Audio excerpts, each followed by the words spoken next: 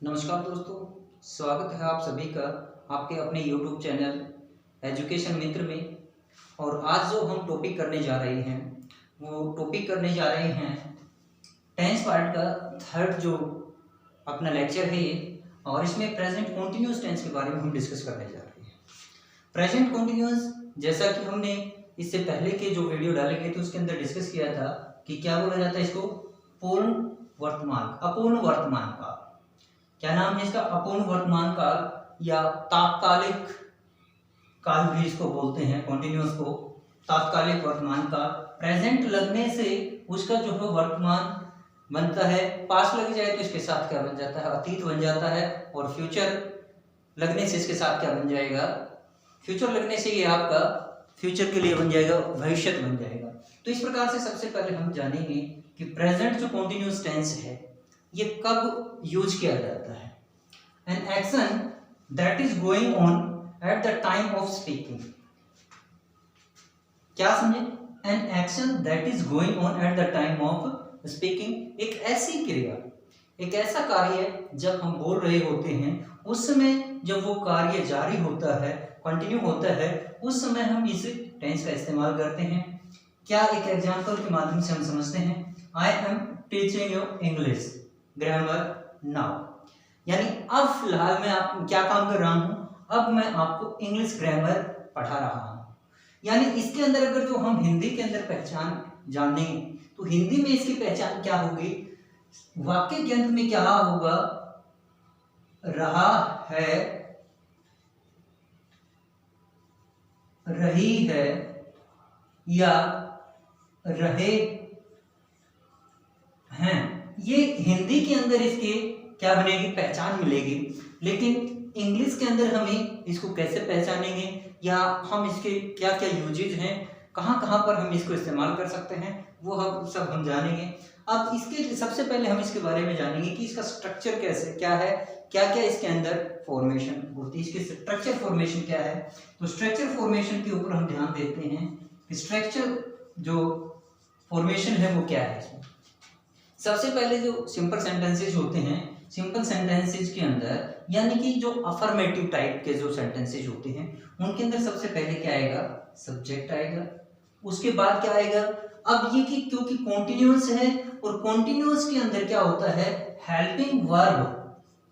इसके अंदर helping verb जो है वो यूज होंगे। और इसके लिए जो हेल्पिंग वर्ब है, हेल्पिंग वर्ब को हम यूज कर रहे हैं, हेल्पिंग वर्ब जो कि क्या है, इज, एम और आर। यानी is, M, R helping verb use होंगी। प्लस में उसके बाद क्या होगा, वर्ब की फर्स्ट फॉर्म के साथ आईएनजी यूज होगी। उसके बाद आपका ऑब्जेक्ट लगेगा इसके। यानी सिंपल सा फॉर्मूला है कि सब्जेक्ट प्लस में हेल्पिंग वर्ब प्लस वर्ब के साथ आईएनजी और ऑब्जेक्ट। जैसा कि हमने यहाँ पे देखा, ये क्या है, सब्जेक्ट हो गया, ये आपकी हेल्पिंग वर्ब एम, ये आपका वर्ब की फर्स्ट फॉर्म के साथ आईएनजी हो गया, और ये पूरा का पूरा आपका क्या है, ऑब्जेक्ट। और साथ में ये सभी क्या बन जाते हैं, इसके ऑब्जेक्ट कॉम्प्लीमेंट। तो इस प्रकार से हम देखा कि किस प्रकार से ये जो स्ट्रक्चर है, ये स्ट्रक्चर के अकॉर्डिंग हम यूज करते हैं। अब क्वेश्चन अराइज होता हुआ हमारे माइंड के अंदर क्वेश्चन आता है कि हम इज कहाँ पे यूज करें, आर कहाँ पे यूज करें।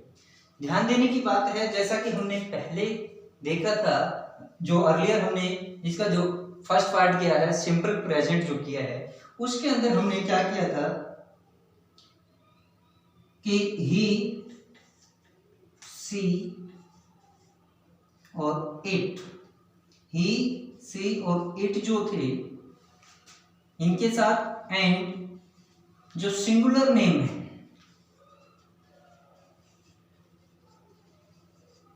सिंगुलर नाउन्स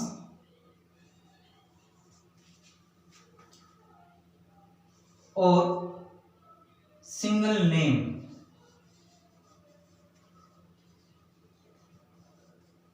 इसके साथ हम क्या यूज करेंगे, इसके साथ यूज होगा हमारा इज। इज इसके साथ यूज होगा। बाकी जितने भी प्लूरल हैं जैसे दे हो गया,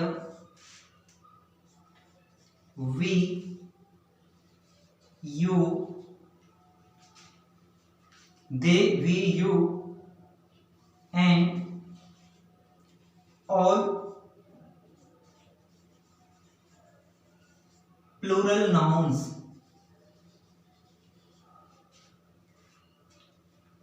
इनके साथ क्या यूज होगा, इनके साथ हम आर यूज करते हैं। एम जो है आई के साथ, जो है आई के साथ एम यूज किया जाता है। आई के साथ हम क्या यूज करेंगे, एम को यूज करेंगे। इस प्रकार से जो हमारा हेल्पिंग वर्ब का जो यूज है वो हम समझ गए कि कहाँ कहाँ पर हमें इन हेल्पिंग वर्ब्स को यूज करना है। अब आगे हम देख इसको स्ट्रक्चर के माध्यम से, जैसे कि हमने एम वाला सेंटेंस किया। अब जैसे कि इनमें से कोई प्रोनाउन लेकर के हम यूज करते हैं, जैसे he is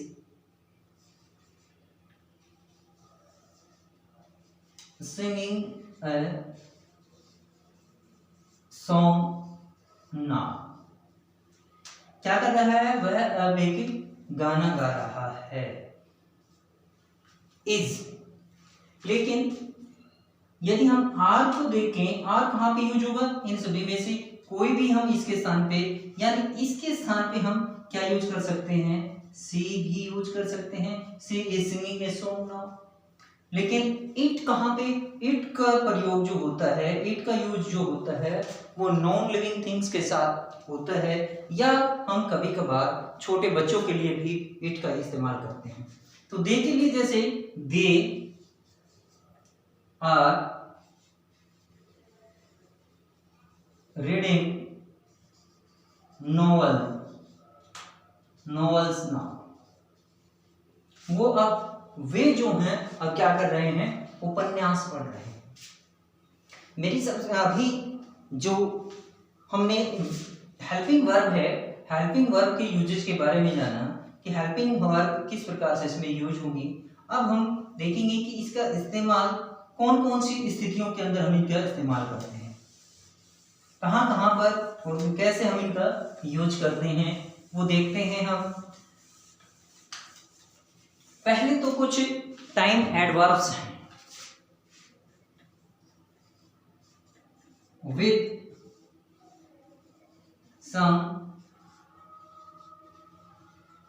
adverb of times, with some adverb of time. कौन कौन सी एडवर्ब ऑफ टाइम है, जैसे कि now, at present,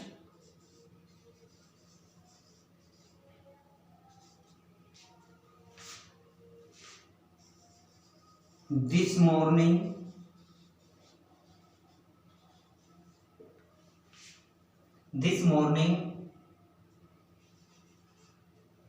eight the moment,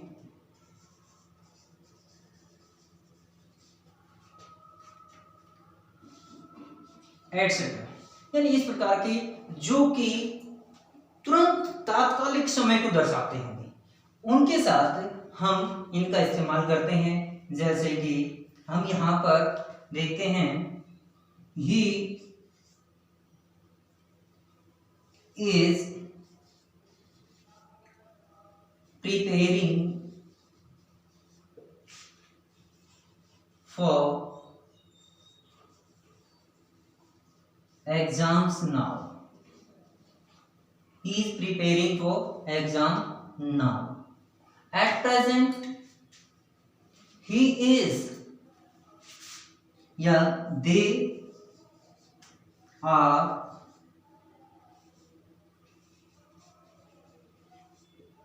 taking their lunch at present। यानी फिलहाल, एट प्रेजेंट फिलहाल क्या कर रहे हैं वो, फिलहाल वो क्या कर रहे हैं, अपना लंच कर रहे हैं। इसी प्रकार से हम देखें, आई एम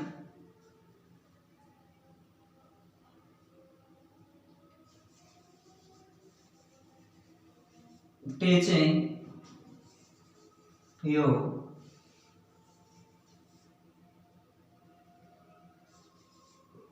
English now।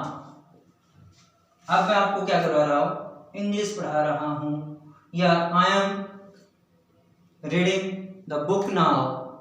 इस प्रकार से हम देखते हैं कि इनमें क्या यूज होता है। इस प्रकार ये जो एट प्रेजेंट हो गया, नाउ हो गया, और आपका दिस मॉर्निंग हो गया, इन सब के साथ क्या यूज होगा, जब भी ये टेंस में यूज होते हैं तो इनके साथ प्रेजेंट कॉन्टिन्यूअस टेंस इस्तेमाल किया जाता है। आगे हम इसका इस्तेमाल और देखते हैं कहां पर इसका इस्तेमाल होता है।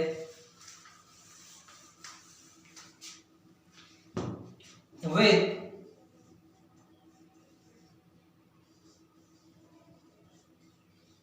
टेम्पररी एक्शंस या एक्टिविटी। टेम्पररी एक्टिविटी यानी अस्थायी कार्य, अस्थायी कार्य के लिए भी हम इस टेंस का इस्तेमाल करते हैं, यानी प्रेजेंट कॉन्टिन्यूअस टेंस का इस्तेमाल करते हैं। किसके लिए, टेम्पररी एक्टिविटी के लिए।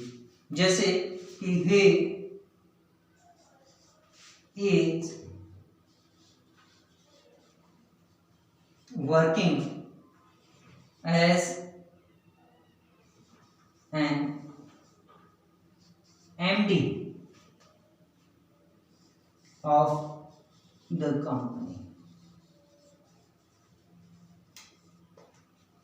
यानी एमडी के कंपनी के एमडी के तौर पर क्या कर रहे हैं, काम कर रहे हैं। क्या अब जब हम बोल रहे हैं, क्या अब वो कंपनी के अंदर, इसमें क्या होता है कि उस टाइम पर वो किसी कार्य पर लगे हुए हैं, यानी किसी कंपनी के अंदर किसी पोस्ट पर लगे हुए हैं, इसको बोला जाता है टेम्परेरी एक्टिविटी। ठीक है, इस प्रकार से हम और देखते हैं विद सम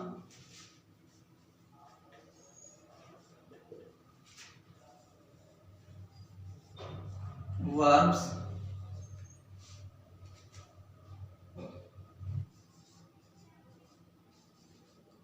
feeling expressing। कुछ ऐसी वर्ब्स के साथ जो या तो मेंटल एक्टिविटी को दर्शाते हो, या इमोशंस को दर्शाते हो, या फीलिंग्स को दर्शाते हो।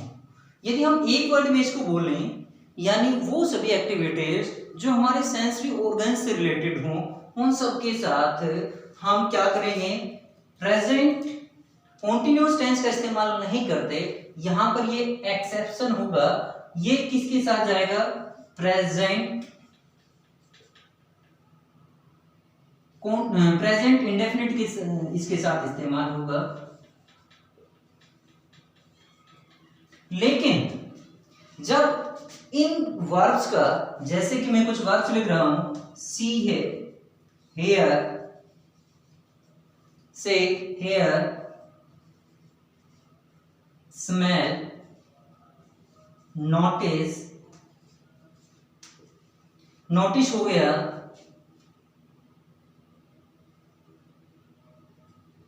सी, हियर, स्मेल, नोटिस, और इसमें ऐसे बहुत से और एडवर्ब जो वर्ब्स होती हैं जो कि हमारे इससे रिलेटेड होती हैं। समय जैसे नोटिस हो गया, रिकॉग्निशन हो गई, इस प्रकार की बहुत सी जो वर्ब्स हैं जो कि इसके अंतर्गत आती हैं। हैट हो गया, चलो और दो चार लिख देते हैं, हैट, लाइक, etc, लव हो गया, एटसेट्रा। इन सब के साथ जब हम आईएनजी यूज करते हैं तो ये कुछ दूसरी चीज को एक्सप्रेस करते हैं। जैसे सी को देखें, सी का मतलब होता है देखना, लेकिन जब इसके साथ हम आईएनजी यूज करते हैं तो इसका मतलब हो जाता है किसी के पास विजिट करना। जैसे he is seeing me today, यानी कि आज वो मुझसे आज मिलने जा रहा है, यानी कि आज उससे मिलने वाला है। इसी प्रकार से अगर हियर को सुने, हियर को देखें, हियर का मतलब क्या होता है? हियर का मतलब होता है सुनना। लेकिन हमने ये भी ध्यान दिया है कि जब कोर्ट के अंदर किसी प्रकार की कोई केस चल रहा होता है, भाई भगवान से उम्मीद प्रार्थना करते हैं कि ऐसा किसी के साथ ना हो, लेकिन कोर्ट के अंदर जब लोगों को हमने बातें करते हुए सुना है कि अगली हियरिंग कब है आपकी, यानी जजेस के जब जुडिक्शन आते हैं, जजेस का जब डिसीजन आता है या सुनवाई करते हैं, जब पैनल बैठता है जजेस का किसी केस को लेकर के, उस समय ये किस में यूज होता है? द जजेस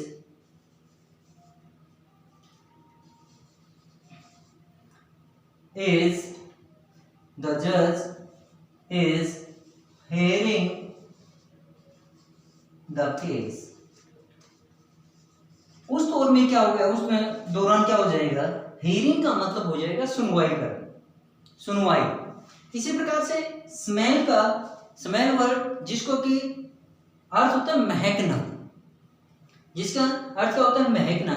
जैसे the rose smells sweet, the rose smells sweet. लेकिन इसके साथ इसको जब हम किसी पुष्प को लेकर, किसी फूल को लेकर, किसी फ्लावर को लेकर जब हम अपने नाक के पास ला करके, नोज के पास लाकर जब उसको इनहेल करते हैं, तब इसकी यूज हो जाता है स्मेलिंग।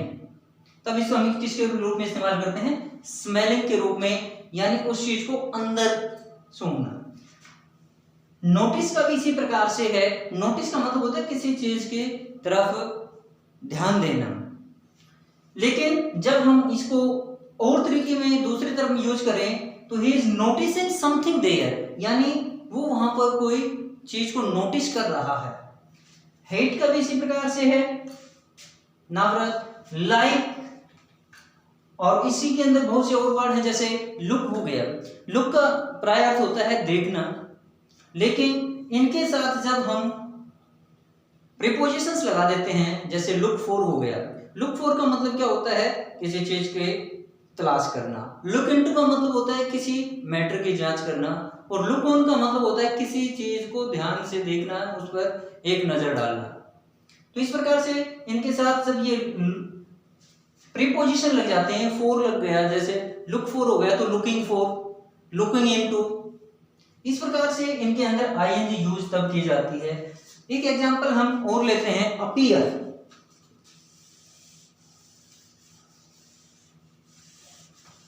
अपीयर वर्ड है, उसको हम लेते हैं। अपीयर एक वर्ब है। अपीयर का मतलब क्या होता है? अपीयर का मतलब होता है कि प्रकट होना। लेकिन ये अपीयर के तौर पे, प्रकट होने के तौर पर हो, तब इसको हम करेंगे प्रेजेंट इंडेफिनिट के अंदर यूज। तब इसको हम प्रेजेंट इंडेफिनिट में यूज करेंगे। लेकिन इस अपीयर को जब हमने देखा होगा कि जब बच्चा कोई एग्जाम देता है, तो जैसे कि he is appearing in the 10th standard, he is appearing in the 10th standard, या जब हम कोई टेस्ट एग्जाम देने जा रहे होते हैं तो ही इज अपीयरिंग, यानी जब कोई चीज जनता के सामने प्रकट हो रही होती है, टू बी प्रेजेंट या to be introduce in the before the public, before the spectators. जैसे the moon is appearing in the sky। अब यहाँ पे मून ऐसा तो नहीं है कि किसी एक दो व्यक्ति को दिखाई देगा, सभी पूरी जो जनता है, जितने भी स्पेक्टेटर्स हैं, सबको दिखाई देगा। अपीयरिंग, अपीयर का एक और मीनिंग होता है, अपीयर का मतलब पब्लिश करना भी होता है। अपीयर का मतलब ही पब्लिश करना भी होता है। उस तौर पर हम क्या करेंगे, जब इसका मतलब पब्लिश करना होगा तब भी हम इसके साथ प्रेजेंट कंटीन्यूअस टेंस यूज करेंगे। कैसे? When is his new book publishing, appearing, sorry appearing, यानी उसकी नई बुक अब कब प्रकट हो रही है। अपीयर का मतलब यहाँ भी किस सेंस में जा रहा है? यहाँ पे पब्लिश होने का, यानी जनता के सामने आ रही है। यहाँ पर अपीयर का मतलब स्पेक्टेटर्स के सम्मुख कोई चीज, टू कम बिफोर स्पेक्टेटर्स, तो इसी प्रकार से हमने देखा कि इनका इस्तेमाल होता है। लेकिन इसका इस्तेमाल जब हम किसी चीज के इंक्रीजिंग और डिक्रीजिंग जो मैटर होता है उसके अंदर भी हम प्रेजेंट कंटीन्यूअस टेंस का इस्तेमाल करते हैं। तो आज की क्लास में हमने जाना कि प्रेजेंट कंटीन्यूअस टेंस हम कहाँ कहाँ किन किन परिस्थितियों के अंदर यूज करते हैं। तो अभी जो आगे जो क्लासेस होगी, नेक्स्ट क्लास जब होगी, तब हम प्रेजेंट परफेक्ट के बारे में जानेंगे। तो आज के लिए इतना ही। Thank you.